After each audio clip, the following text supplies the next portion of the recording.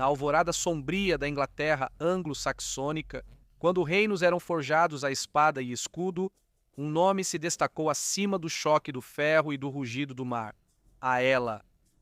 Aela, o primeiro rei de Sussex e senhor dos Saxões do Sul, iniciou seu reinado no ano de 477, governando até o ano de 514.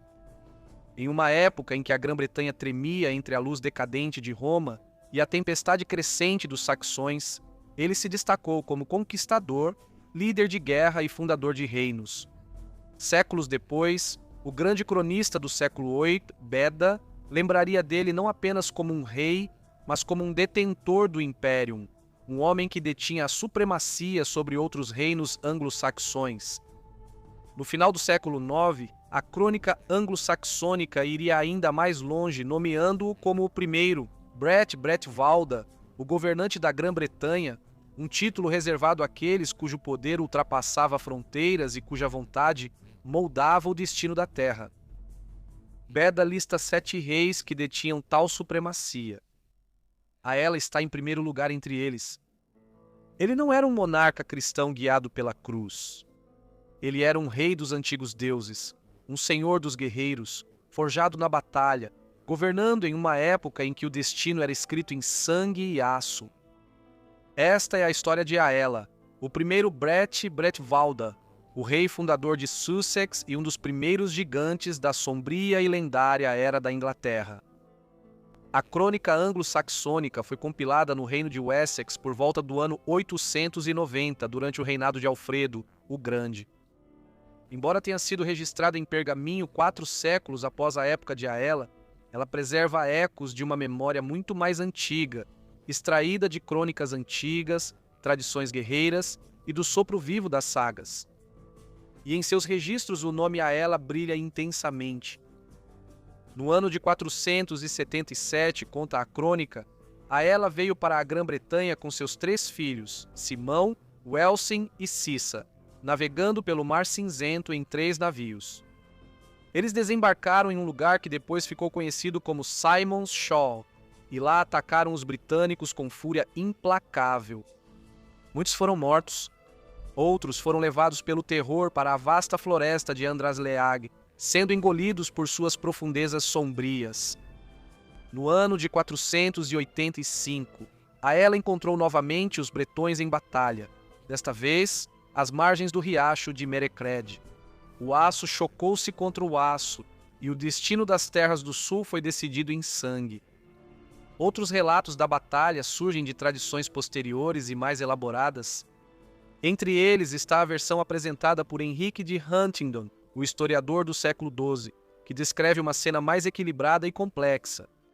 Em seu relato, quando Aela e seus filhos enfrentaram os bretões na batalha, nenhum dos lados conquistou uma verdadeira vitória.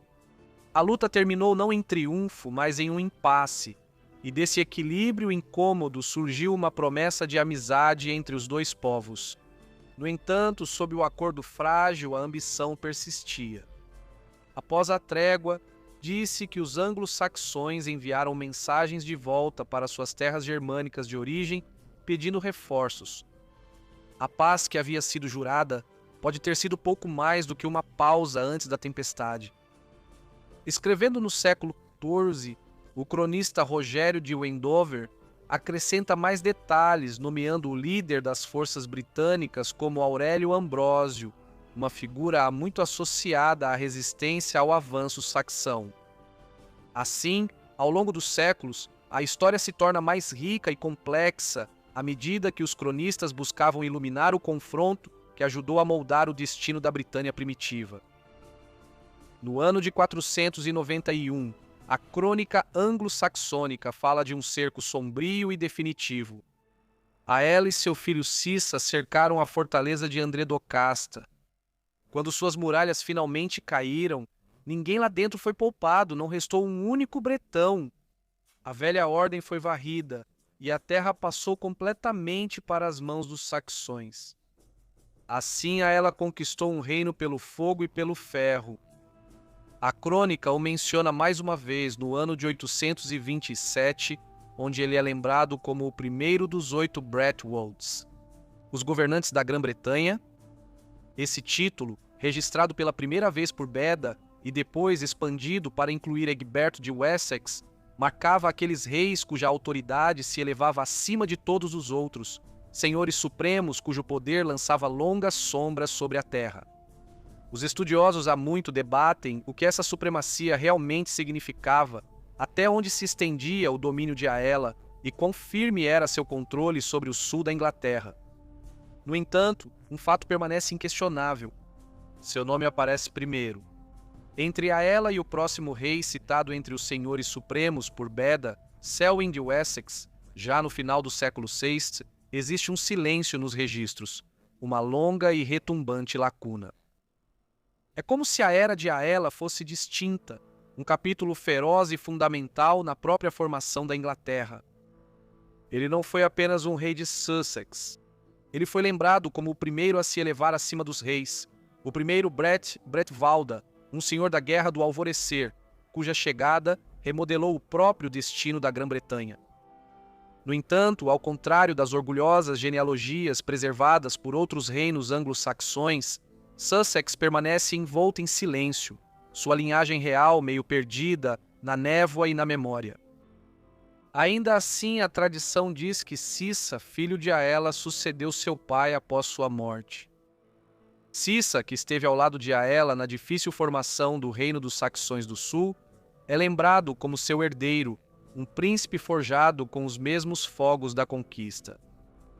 A cidade de Chichester, mencionada pela primeira vez na crônica anglo-saxônica no ano de 895, disse que leva seu nome, um eco tênue, mas duradouro de seu governo. E então silêncio.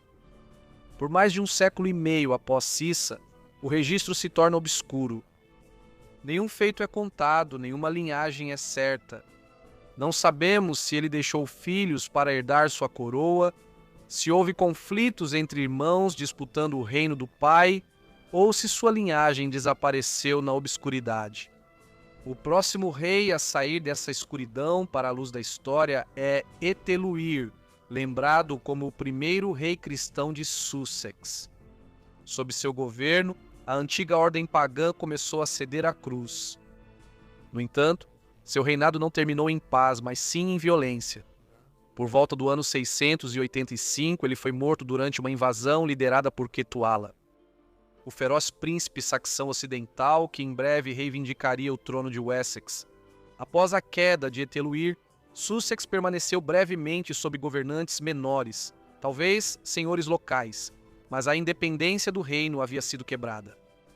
No início do século VIII, Sussex estava sob o domínio primeiro de Wessex e depois da Mércia, e nunca mais voltaria a se erguer como uma potência soberana.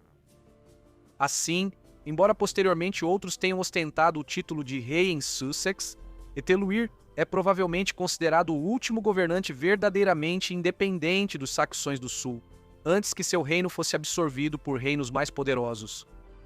E acima de todos eles, erguendo-se imponente no alvorecer de sua história, está Aela. Só ele brilha com renome incontestável, o primeiro Bretwalda, o líder de guerra que forjou um reino em terras disputadas, o conquistador que lutou contra os bretões quando a própria Inglaterra ainda estava nascendo. No entanto, a verdadeira dimensão de sua grandeza está oculta para nós, perdida na longa noite entre a memória e o mito. Gostaria de agradecer imensamente a todos os meus membros. A contribuição de vocês é valiosa para a continuidade do canal e eu aprecio todos vocês imensamente. Um agradecimento especial a John Seitz e Stephanie Hasson. Espero que todos tenham gostado do vídeo. Se gostaram, não esqueçam de curtir, se inscrever e compartilhar, e nos vemos em breve para mais um History Profiles.